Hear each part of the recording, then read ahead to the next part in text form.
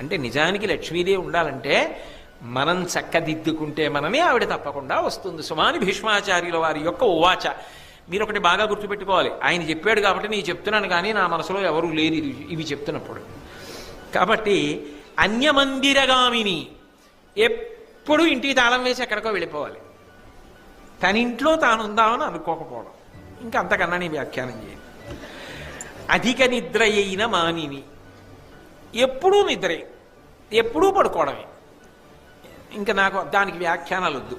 కాబట్టి దొరకదు, నేను వదిలిపెట్టేస్తాను, అలాంటి చోట ఉండను అంది లక్ష్మీదేవి.